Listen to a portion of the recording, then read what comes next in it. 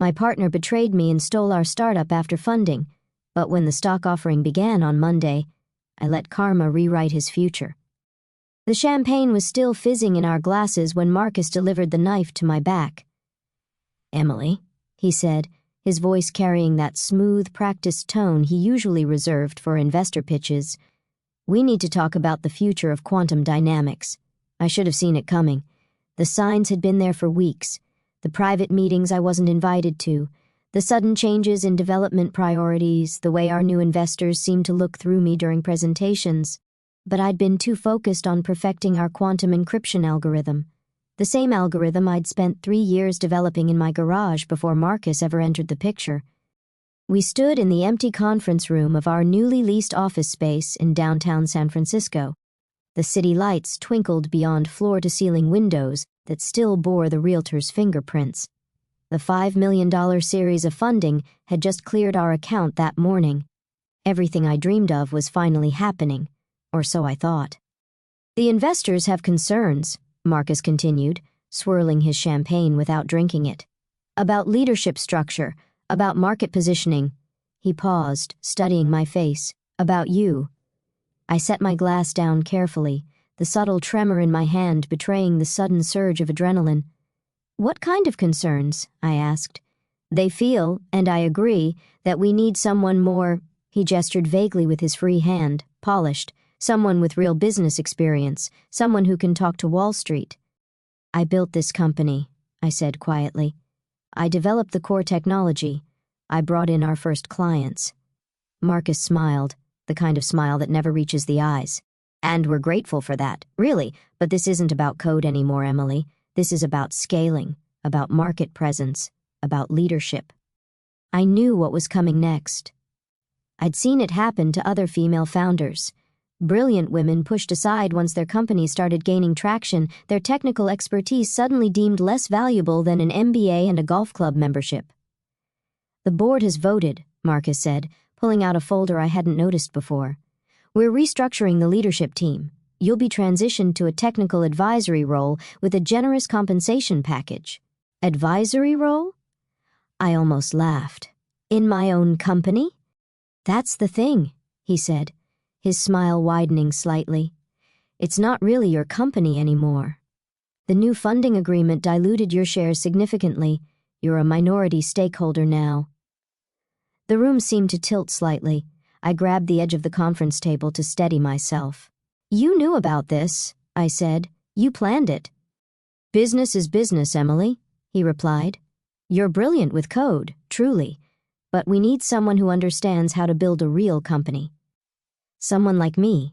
I picked up the folder without opening it. "And if I refuse?"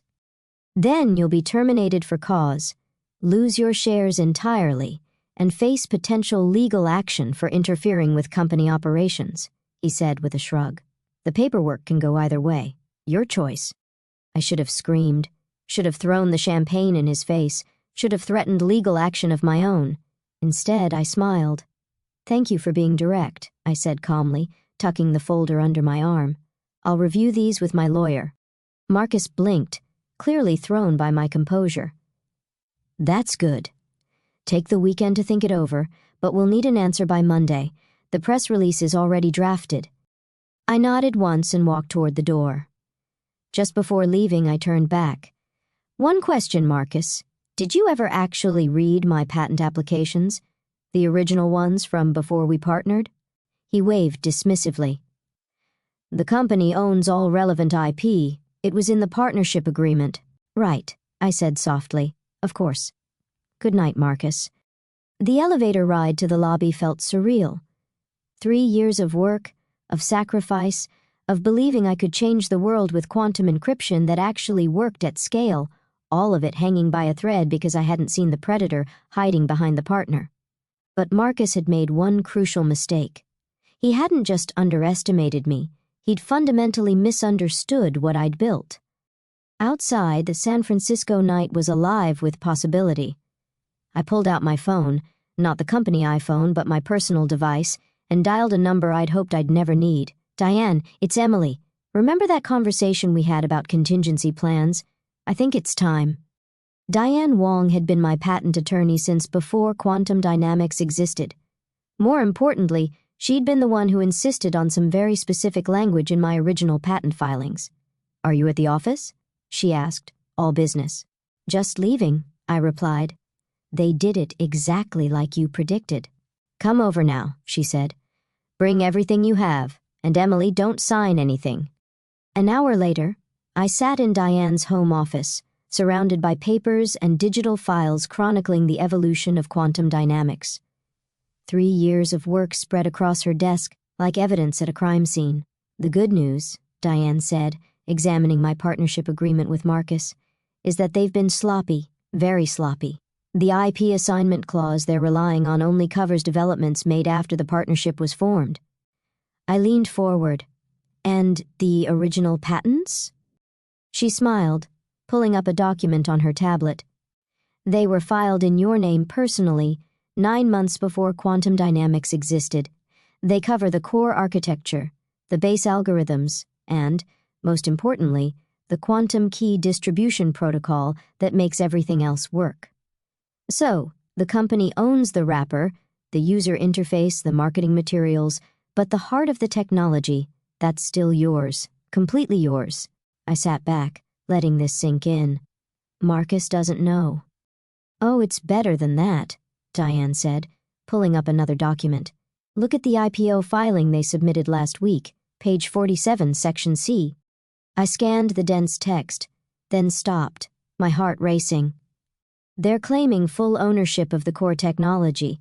They've included my patents in their IP portfolio." "Exactly," Diane said, her smile turning predatory. "They're not just being aggressive, they're making materially false statements in an IPO filing. That's securities fraud." The implications started cascading through my mind. The IPO was scheduled for Monday morning. The company, my company, was expected to debut at a $400 million valuation, largely based on the strength of the quantum encryption technology I still owned. "What are my options?" I asked. Diane leaned back, studying me carefully. "Legally, we could file an emergency injunction, halt the IPO, and drag them into a protracted court battle. You'd probably win eventually, but it would take years and millions in legal fees. Or we let them walk right into their own trap. Let them launch the IPO, claiming ownership of technology they don't actually control. Then we drop the truth at exactly the right moment." I thought about Marcus's smirk, his casual dismissal of everything I'd built. "What do you need from me?" "Everything," Diane replied. "Every email, every development log, every conversation about the patents. And most importantly, did you keep your original research notes? The ones from before Marcus?" I nodded. "Everything's in my private GitHub repository, time-stamped, cryptographically signed." "Perfect," she said, typing rapidly. "Go home. Get some rest. Don't respond to any calls or messages from them. And Emily, when this is over, you won't just have your company back. You'll own everything." The weekend passed in a blur of preparation. I provided Diane with everything she needed while ignoring increasingly urgent messages from Marcus and the board. They wanted an answer about the transition. They needed me to sign the papers. The press release was ready to go. I responded only once. "Late Sunday night, I'll have my decision first thing Monday morning." Meanwhile, Diane had been busy. She'd assembled a team of securities lawyers, technical experts, and PR specialists. More importantly, she'd reached out to someone who would prove crucial to our plan, Sandra Chin, the SEC's lead investigator for tech industry compliance. "The filing is scheduled for 9:30 a.m. Eastern," Diane explained during our final prep call Sunday evening. "Trading will begin at 10 a.m. We move at 10:01. "And you're sure this will work?" I asked. "They're about to commit securities fraud on a massive scale," Diane said. "The only question is whether you want to stop them before or after they do irreparable damage to themselves." I thought about every time Marcus had talked over me in meetings, every investor who'd addressed their questions to him instead of me. Every subtle and not-so-subtle suggestion that I should focus on the technology and leave the real business to him. After, I said firmly. Definitely after. Monday morning dawned clear and cold. I watched the sunrise from my apartment's small balcony, sipping coffee and monitoring financial news sites. The IPO was already making headlines, a quantum dynamics set to revolutionize cybersecurity market. The articles all quoted Marcus extensively, praising his visionary leadership and innovative approach to quantum encryption. Not one mentioned my name. At 9:15 a.m., I received a final text from Marcus, last chance to do this the easy way. I didn't respond. Instead, I opened my laptop and logged into the secure server Diane had set up. Everything was ready. The patent documentation, the development histories, the proof that the company's entire IPO was built on a foundation of sand. At 9:30 a.m., exactly, Quantum Dynamics stock appeared on the NASDAQ. The opening price was set at $45 per share. At 9:45 a.m., trading in the pre-market began. The price jumped to $60. At 9:55 a.m., Marcus appeared on CNBC, speaking confidently about the company's proprietary technology and comprehensive IP portfolio. At 10 a.m., regular trading began. The stock opened at $72 and immediately began to climb. At 10:01 a.m., I pressed enter. The truth was about to change everything. At precisely 10:01 a.m., our coordinated strike began. First, the SEC received a comprehensive evidence package detailing the fraudulent IP claims in Quantum Dynamics' IPO filing. Simultaneously, every major financial news outlet received a press release from my legal team, revealing the true ownership of the core patents. I watched the chaos unfold on 6 different screens in Diane's office. At 10:02 a.m., the first alert hit Bloomberg terminals. The questions arise over Quantum Dynamics patent rights. At 10:03 a.m., the stock, which had reached $78, suddenly froze.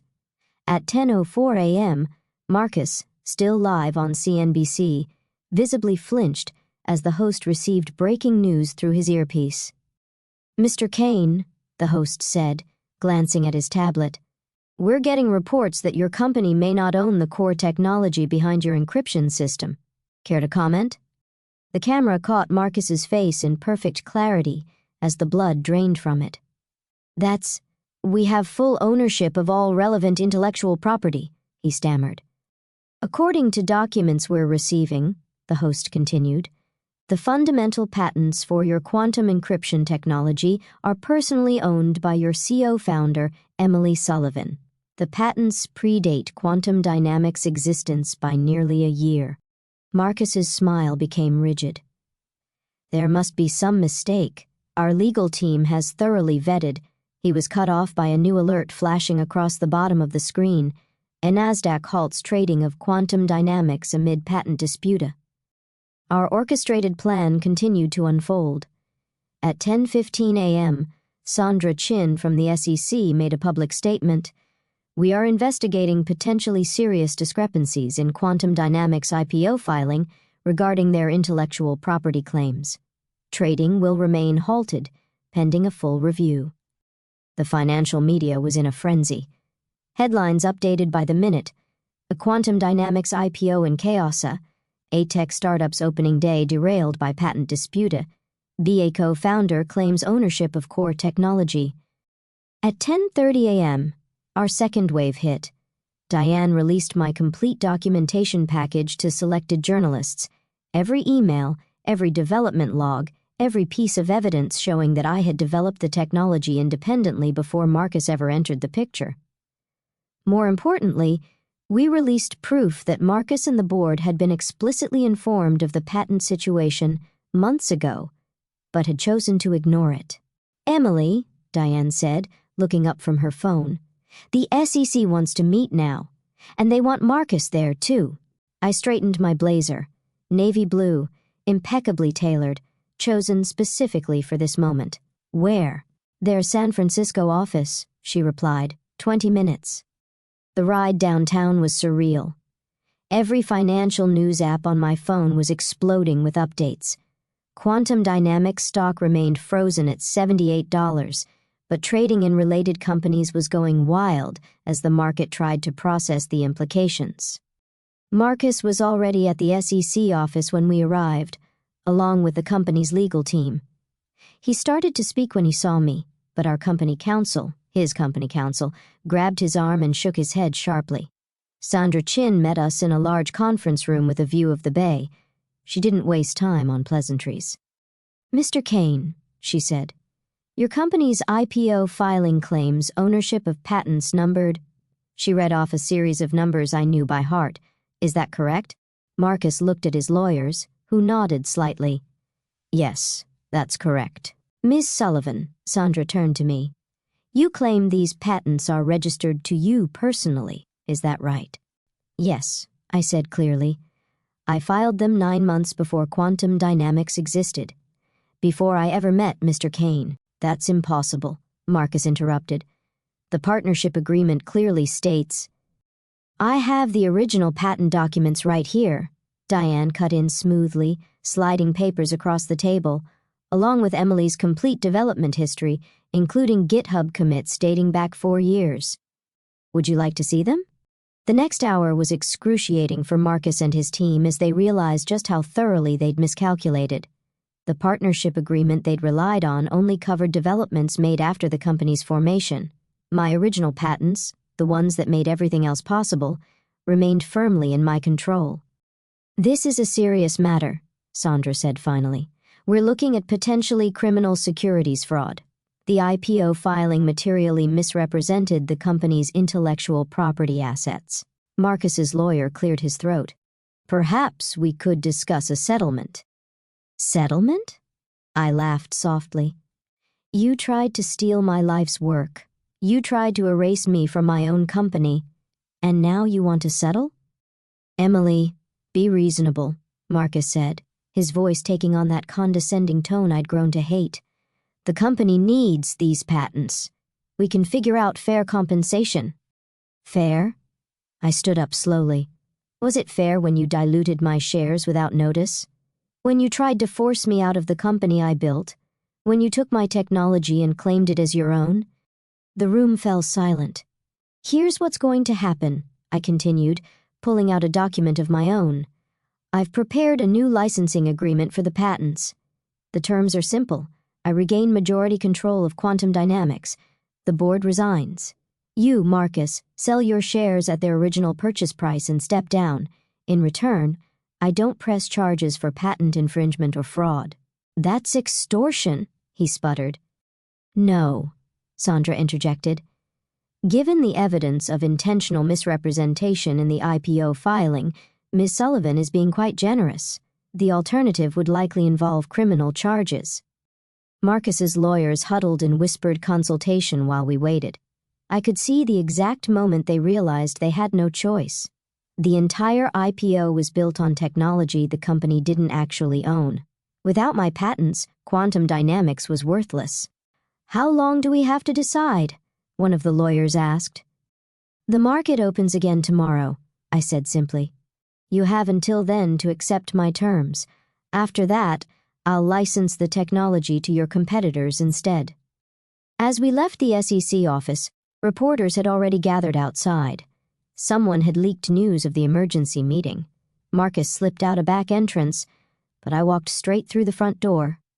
"Ms. Sullivan, is it true you own Quantum Dynamics core technology?" a reporter shouted. "Will the IPO be canceled? Did the company try to steal your patents?" I stopped and faced the cameras, channeling every ounce of confidence I'd hidden during months of preparation for this moment. "I created the quantum encryption technology that makes Quantum Dynamics possible. I built it before the company existed, before Mr. Kane became involved. Today is about correcting the record and ensuring that truth prevails over deception. I'll have more to say tomorrow." Back at Diane's office, messages were pouring in, board members trying to save themselves, investors demanding explanations, employees asking if they still had jobs. "What now?" Diane asked, watching me scroll through the chaos on my phone. I smiled. thinking about all the nights I'd spent in my garage, coding, dreaming, and believing that intelligence and hard work would be enough. I'd been naive then, but I wasn't naive anymore. Now, I said, we rebuild. But first, we make sure this never happens to another founder. The next few hours would determine not just my future, but the future of the company I created. And this time, I wouldn't let anyone take it from me. As evening fell over San Francisco, I received one final message from Marcus: "You've destroyed everything." I typed back a single line: "No, I just took back what was mine. See you tomorrow." The real work was about to begin. The morning after the IPO chaos dawned with a different kind of tension. I arrived at Quantum Dynamics offices at 7 a.m., escorted by 2 members of the corporate security team who had quietly reached out the night before to offer their support. The lobby was already buzzing with nervous employees, all trying to understand what yesterday's events meant for their future. I hadn't been in the building since Marcus forced me out, but I walked through those doors like I owned them, because now I did. At 3 a.m., after 14 hours of negotiations, Marcus and the board had capitulated to my terms. They had no choice. The company's valuation was built entirely on my patents, and I had all the leverage. "Emily!" Jessica from engineering spotted me first. She rushed over, others following in her wake. "Is it true? Are you taking back control?" I smiled, addressing not just her, but the growing crowd of employees gathering in the lobby. "Yes, and we have a lot of work to do." The elevator ride to the executive floor was filled with supportive whispers and quiet congratulations. These people, the real heart of Quantum Dynamics, had watched me build this company from nothing. They'd seen me pushed aside, and now they were witnessing my return. Marcus's office, my office now, was empty when I arrived. He'd cleared out overnight, leaving behind only a post-it note with a single word: "Congratulations." The sarcasm was obvious, but I didn't care. I had bigger concerns. At 8 a.m. sharp, I called an all-hands meeting in the main conference room. Every seat was filled, with people standing along the walls and streaming via video from our other offices. "Yesterday," I began, "you all learned some disturbing truths about this company's leadership, about attempts to take credit for and control technology that I developed. Today, I want to talk about the future." The room was silent, everyone hanging on every word. "First, your jobs are secure. In fact, we're expanding. The technical vision that brought you all here hasn't changed. It's just back in the hands of its original creator." Relief swept through the crowd. Then came the harder part. "Second, we're rebuilding our leadership team from the ground up, based on merit, not connections, based on innovation, not intimidation. I'll be interviewing every department head personally this week. And yes, internal candidates will be given priority." That brought smiles to several faces, particularly among the veteran employees who'd been passed over for promotion under Marcus's regime. Finally, I continued, "We're going to do something unprecedented. Every employee who stayed with us through this transition will receive additional equity in the company. Because Quantum Dynamics isn't just about quantum encryption anymore, it's about proving that the right way can also be the successful way." The applause was spontaneous and genuine. As it died down, I noticed Diane from legal signaling urgently from the doorway. The SEC's statement was about to drop. I turned on CNBC just in time to catch it live. The Securities and Exchange Commission has reached a settlement with former executives of Quantum Dynamics regarding disclosures in their IPO filing. The company will be permitted to resume trading under new leadership, subject to amended filings and certain restrictions. My phone immediately exploded with messages: investors wanting meetings, reporters seeking comments, competitors testing the waters. But the most interesting message came from Sandra Chin at the SEC: "Clean house thoroughly. You have a one-time chance to set this right. Don't waste it." I spent the next week rebuilding my company from the inside out. Every decision Marcus had made was reviewed. Every agreement was reassessed. Every employee was given a chance to voice their concerns and their ideas. Jessica, who had been quietly maintaining the core codebase even after my departure, was promoted to Chief Technology Officer. Her first act was to reorganize the development team based on expertise rather than politics. Mark from sales, who had apparently been maintaining a secret list of clients who refused to work with Marcus, was made VP of Client Relations. Within days, he had brought back 3 major accounts we'd lost. But the real victory came from an unexpected source. Remember Sandra Chin from the SEC? She didn't just help expose the fraud. She introduced me to Catherine Hayes, a veteran tech CEO who had faced similar attempted coups in her own career. Catherine didn't want a job or a board seat. What she wanted was to help create something new, the Founders Defense Fund, a legal and financial resource for entrepreneurs facing illegal takeover attempts. I became its first sponsor and success story. 2 months after the failed IPO, we were ready to try again. This time, everything was done right. The patents were properly licensed to the company. The ownership structure was clear and fair. The technical documentation was impeccable. The night before our second IPO attempt, I received an unexpected email from Marcus. "You'll never pull this off. The market remembers." I didn't bother responding. Instead, I forwarded it to our new PR team with a note, "Add this to the resilience narrative." The next morning, Quantum Dynamics stock opened at $82 per share, higher than our first attempt, and kept climbing. By the closing bell, we had reached $110, making us the best-performing tech IPO of the year. But I wasn't in New York to ring any bells or celebrate with bankers. Instead, I was in our San Francisco office, coding alongside my team, just like I had been doing since the beginning. "You could have taken the day off," Jessica said, bringing me a coffee, enjoyed the spotlight a little. I shook my head, not looking away from my screen. The spotlight isn't what matters. The work is what matters. The people are what matters. 6 months after our successful IPO, I stood on stage at the Women in Tech Summit, delivering the keynote address. The room was packed with founders, engineers, and investors, including more than a few who had initially backed Marcus over me. "They say success is the best revenge," I told the crowd, but I disagree. Success isn't about revenge. It's about vindication. It's about proving that you can build something meaningful without compromising your principles, without becoming the very thing you set out to change. In the front row, I spotted Catherine Hayes sitting with 3 young founders, women who had already received support from the Founders Defense Fund. They were taking notes, phones recording, eyes bright with possibility. The tech industry has a long history of stolen ideas, betrayed trusts, and corruption masquerading as disruption, I continued. But that's not our future. Our future is about creation, not theft, about collaboration, not domination, about building things that matter with people who matter. The applause was thunderous, but the real victory came later during the networking session. A young engineer approached me, clutching a notebook filled with quantum computing calculations.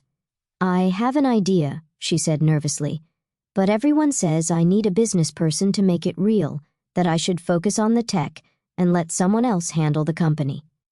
I smiled, remembering my own journey. "Let me tell you about patents," I said, pulling up a chair, "and about how to protect what you build." 1 year to the day after Marcus tried to push me out, Quantum Dynamics was valued at $2.8 billion. Our quantum encryption technology had become the industry standard, and our corporate culture was being studied at business schools as a model of ethical leadership. Marcus? He tried to start another company, but it turned out investors had long memories. Last I heard, he was consulting for struggling startups, telling war stories about the company he almost stole. As for me, I still code every day, still work alongside my team, still remember what it felt like to build something from nothing, to almost lose it, and to take it back. But now, when young founders ask me for advice, I don't just tell them to believe in themselves. I tell them to be prepared, to document everything, to understand that sometimes the biggest threat isn't failure, it's success, and what it makes other people willing to do. Building something revolutionary is only half the battle, I tell them. Protecting it is the other half. Late one evening, as I was leaving the office, I passed the wall where we display our patents, the original ones, my personal ones that started everything. A young intern was studying them intently. "Quite a story behind those," I said. She turned, eyes bright with curiosity. "I know. They taught it in my business ethics class, about how you didn't just win, you changed things."